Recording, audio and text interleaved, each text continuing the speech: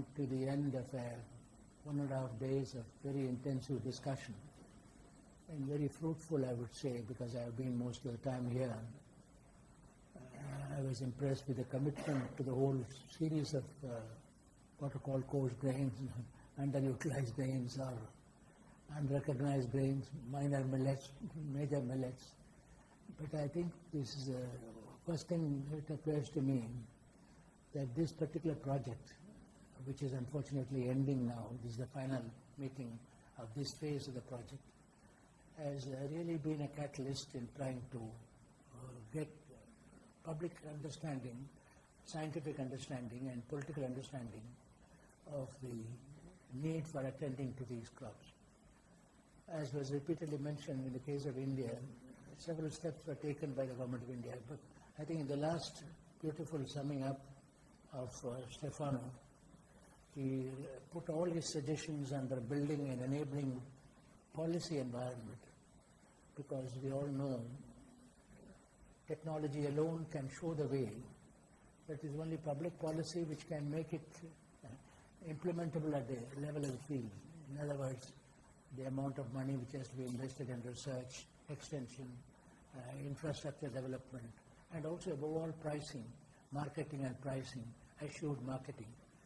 So it is synergy between technology and public policy, whether it is the Green Revolution everywhere, with the synergy between technology and public policy, which makes progress possible. And therefore, I'm glad that you have emphasized the enabling policy environment. There are a number of suggestions which have been made. In fact, just now Oliver has given me 200 pages. I think this can come in the proceedings. I don't want to read them out because you have many other suggestions. I think the proper records have been kept of all the discussions, interventions. But let me, from the points I was noting down from various people, there was a clear sense of the need for recognition of the primary conservers. Many of them are women. Some people call the custodians of conservation. Who are the custodians of conservation? A coalition of the custodians of the conservation, mainly rural and tribal women. There was a mention about, Stefano mentioned that about the Bolivian example of the importance given to the primary conservers. But I must say, to the credit of India, the Indian legislation, Plant Variety Protection and Farmers' Rights Act, is the only act, as I know, in the world which combines breeders' and farmers' rights, equal rights of breeders and farmers, and Dr. Nagarajan gave a shape to it when he was the first chairman of the Plant Variety Protection and Farmers' Rights Act.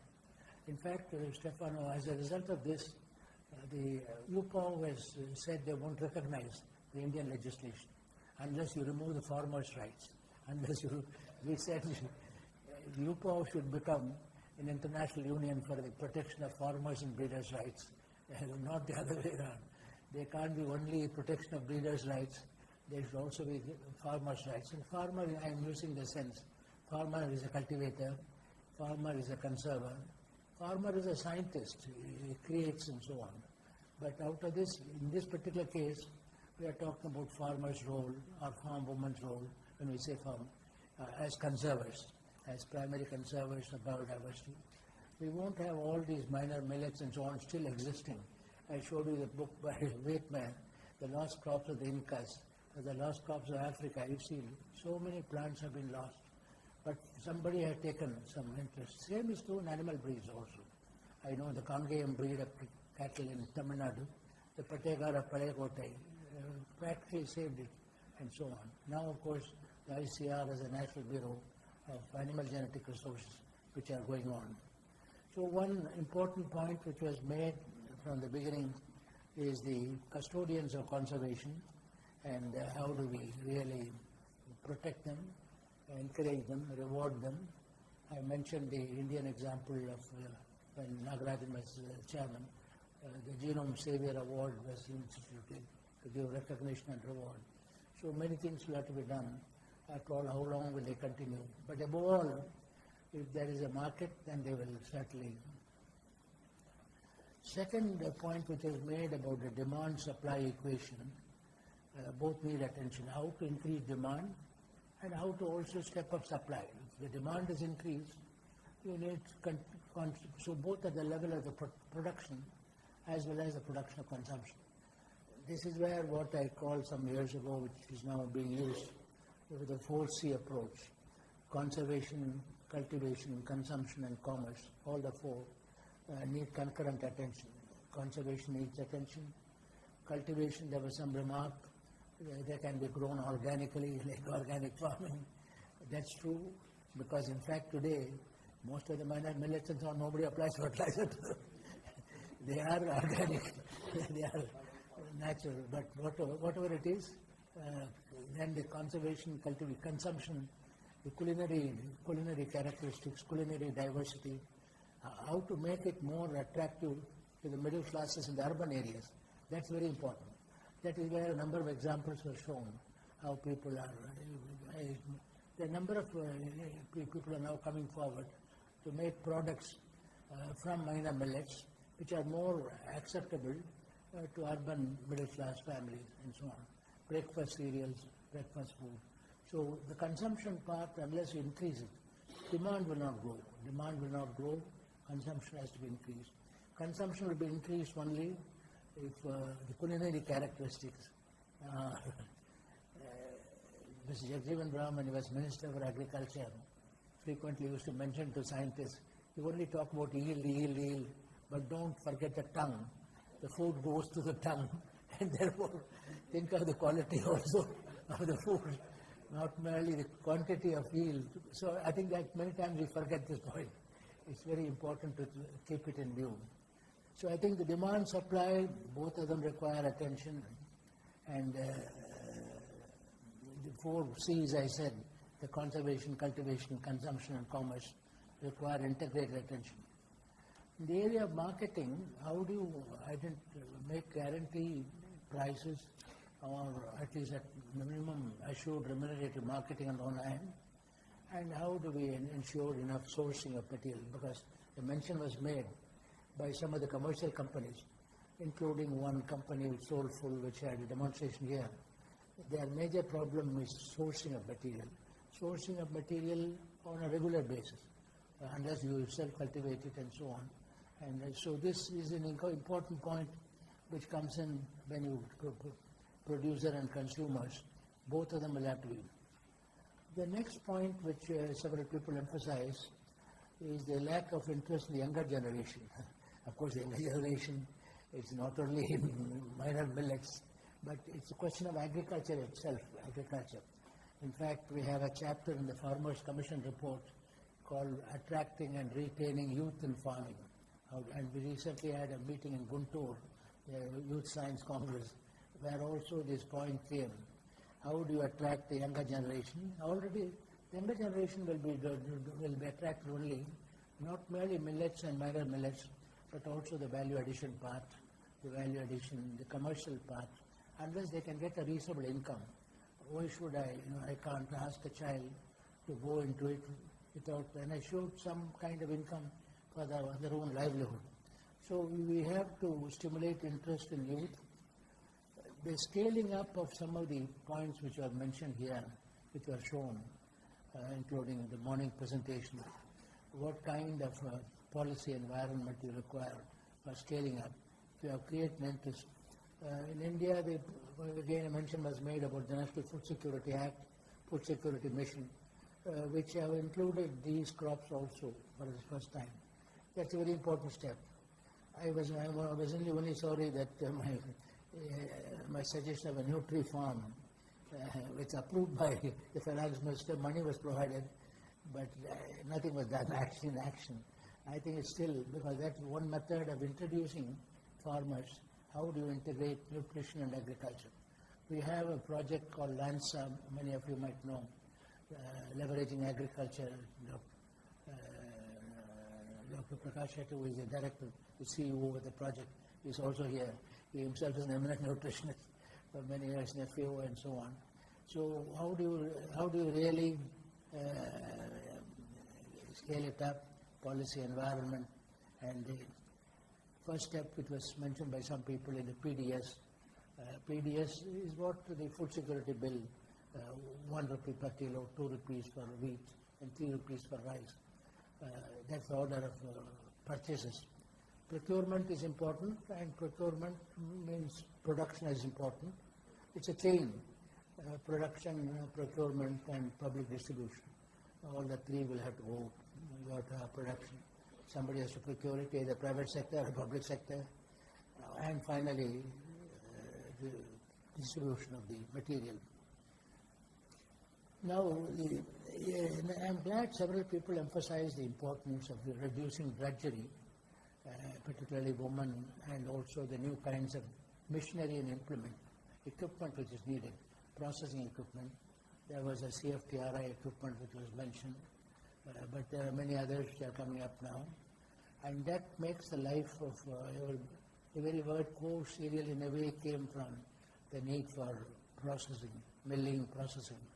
So here is one area where agricultural mechanization, agricultural implements, agricultural machinery is important.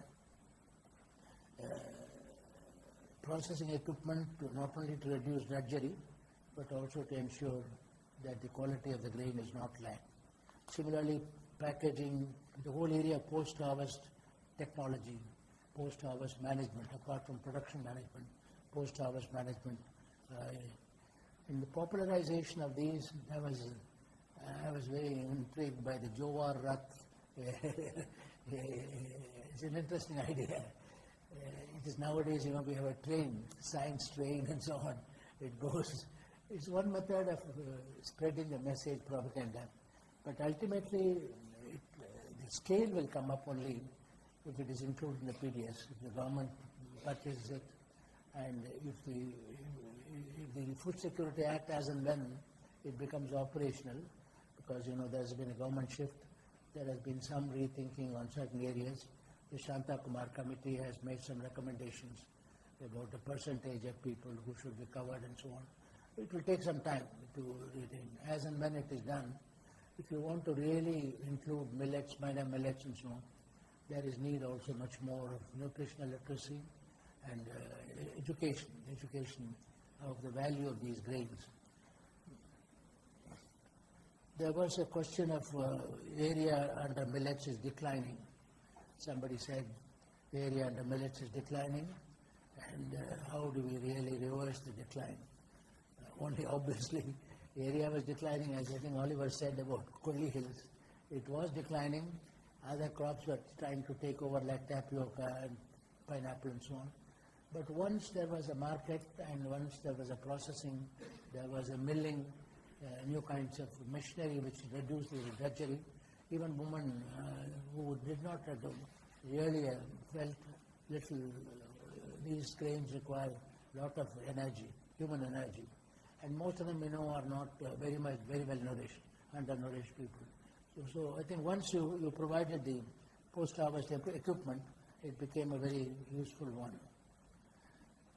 Support for processing and awareness generation important.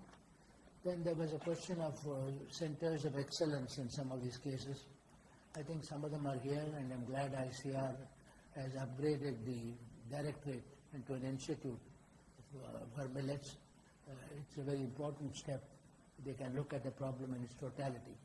But I hope many of the Krishi Vigyan Kendras in the areas where millets are grown must have the post-harvest technology also, not only production technology, but the post-harvest technology in the Krishi Vigyan Kendras. And the nutri farms, I mentioned, the processing and equipment. There were a number of suggestions starting with, in some cases, the millets are included in the noon meal program, in other cases, school noon meal program. But much will depend again on the area. Some areas, they may only like rice or wheat. But if you want to include millets as a choice, that has to be a conscious decision. Karnataka government has done it apparently, while other governments, the Karnataka example could be properly popularized, the noon meal program, how do we? Then there was a question of millet melas and insurance cover, along with along with credit and insurance.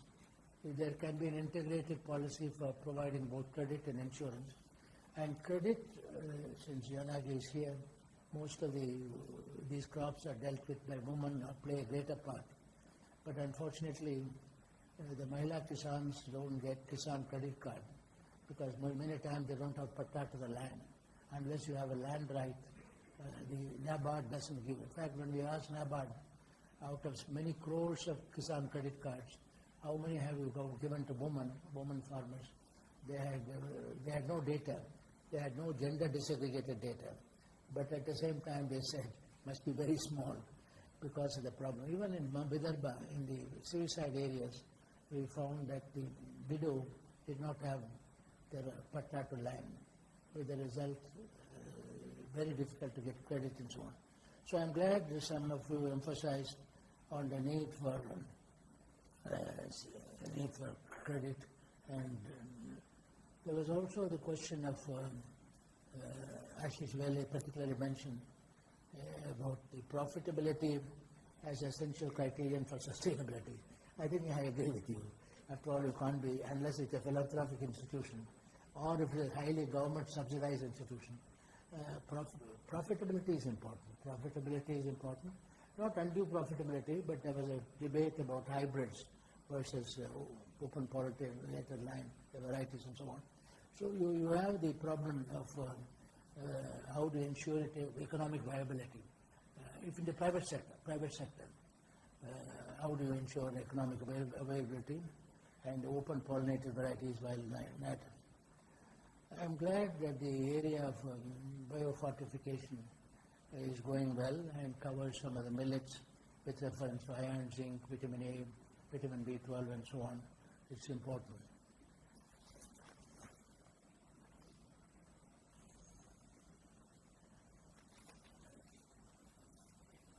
Well, I think there are a number of other suggestions which were made, which I don't want to repeat because you just heard about them. But Stefano's summary about reflections at the end of the project, your reflections are very valuable because I think you are a continuity. In this project, he is the man from beginning. Like our Oliver is also a continuity. He has been there from the beginning.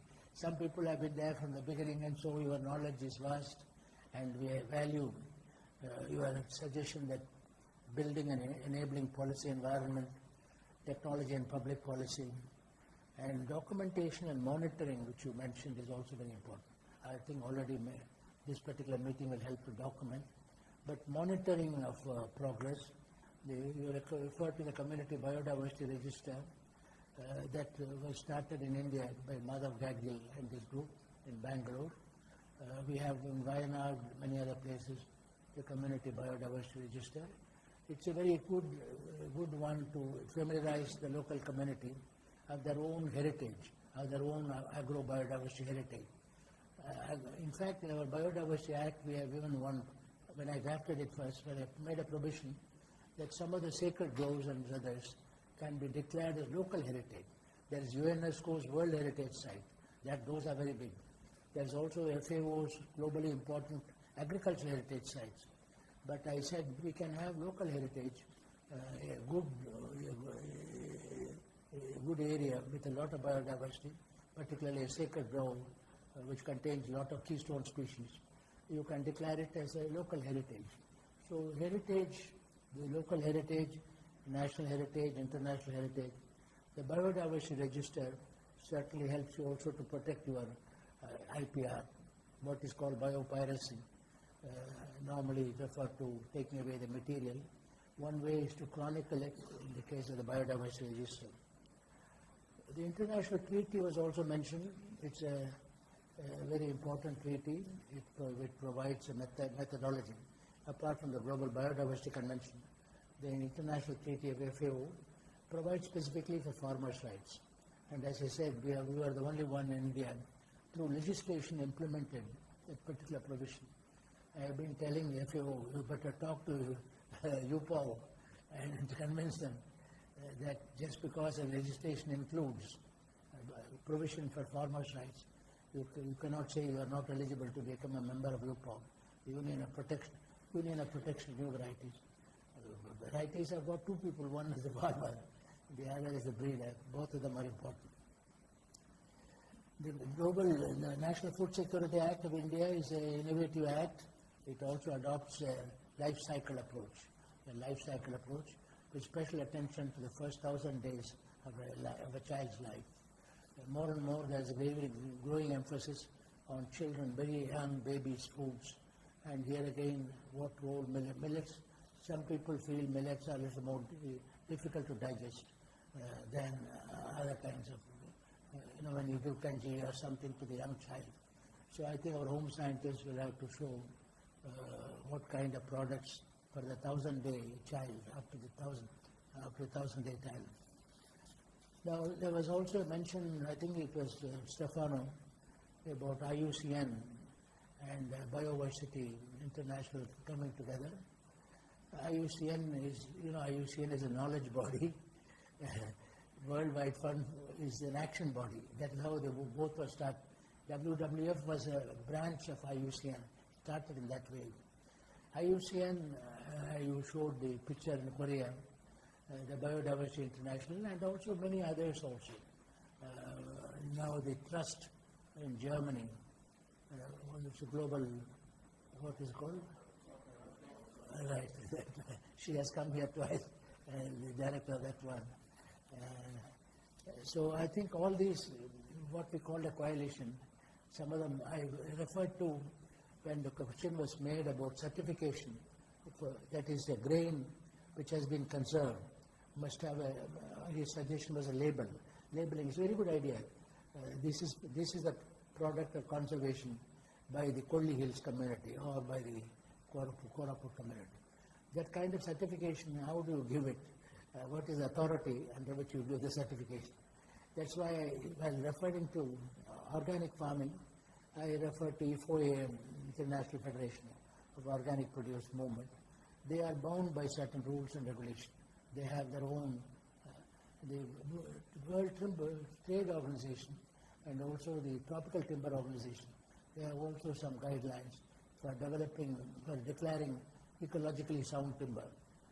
Has it been overexploited forest, or is it coming from cultivated one? That's an important question in relation to forest trees and forest. Reference was made, so I think we should follow up your idea of IUCN, biodiversity, and also several others could combine together. In India, maybe the National Bureau of Plant Genetic Resources or the Plant Variety Protection Authority and so on.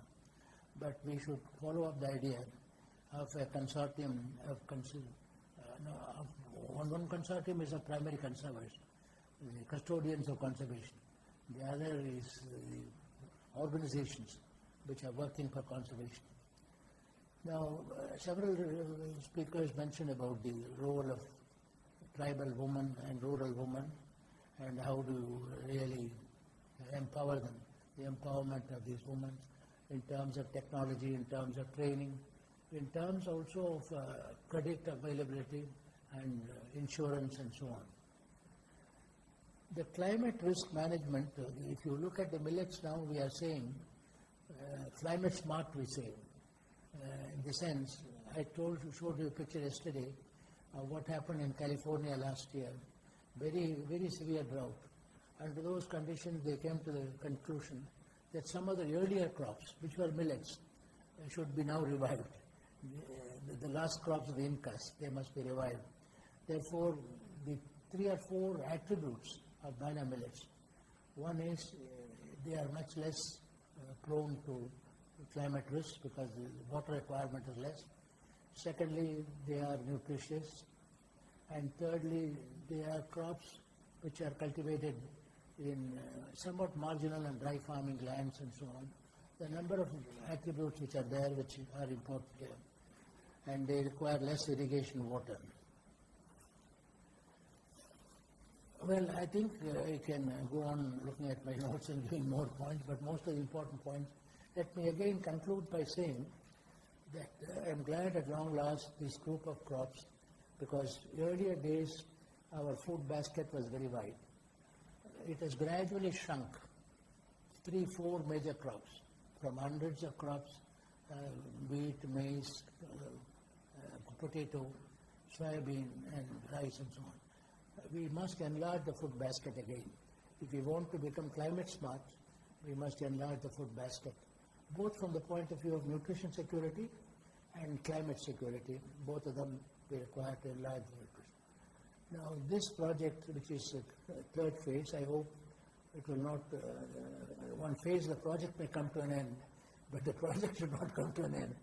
Nationally and internationally, I think wherever in India we had started this work, maybe with IFAD support initially, but we should not allow it to, like hot potato, IFAD support is actually, Stefano has is not coming, so we should not stop it. I think the country is ready because the National Food Security Bill is an indication that we are willing to enlarge the food basket in the PDS. Not only, although even now, under the Prices Commission, National Agriculture Cost of Price, they announced prices for 25 crops. For 24, 25 crops they announced. But implementation is only 1 or 2, wheat and rice. Wheat and rice also most effectively in the Punjab, Haryana region, because government buys it. If you go to Andhra, for example, the mill owners buy it. The mills won't buy if they have not cleared their earlier stock. They have no. This is why the Andhra farmers had a crop holiday 2 years ago. They declared a crop holiday. The reason was, they said, what shall we do? If we produce more, nobody is buying. Then what do? We will produce enough for our own home, but not for others. So again, coming back one full circle, starting from the production side to the marketing and consumption side, all of them require integrated attention. If we want the millet revolution to continue. ICRISAT, I think nobody has come from ICRISAT here. They have also a large program of millets, your own collaboration with them. I think there is a group who is all the time, I get email on eat millets, promote millets and so on. So there are some NGO groups which are promoting millets. So there are a number of people who are now interested. And basic principle is, how do you enlarge your food basket? Both from the point of view of safety, of food safety, food security safety, once you enlarge the food basket. But then what are all the public policy instruments necessary? So again, I want to conclude by saying, finally, technology is progressing, breeders are doing an excellent job, many new varieties are coming in, and we know more about nutrition, we know more about their climate resilience. But that technology to have scaling up need public policy support. So that policy research in this area is equally important. Policy research, what kind of public policy support these will need to go ahead. Let me thank you. I think it's wonderful presentations were made. Those who are actually working in the field made an excellent presentation. And I want to thank you for asking me to say a few words at the end. I have seen the growth of this interest in millets over a period of time. Gradually, even in the ICR, one of the first projects we gave to IDRC of Canada. In those days, now there is a lot of money, but I'm talking about the 60s. So, it was on minor millets. Dr. Joe Hulse used to come. He was a nutritionist. Hulse was a nutritionist, and he was very enthusiastic. So from the last 30, 40 years, we have realized the importance of these millets, the importance of a large, fairly wide food basket, and now it has been accepted at the government level. What is needed on the part of professionals is to not to allow the momentum to go, how to keep up the momentum, whether the phase 3 is ended or not. I think as far as India is concerned, we must ensure a lot of new developments like biofortification are coming. We must ensure that we keep up our interest in these crops. It is the national interest, it is the interest of the farmers, and in the interest of food security. Thank you very much. Thank you.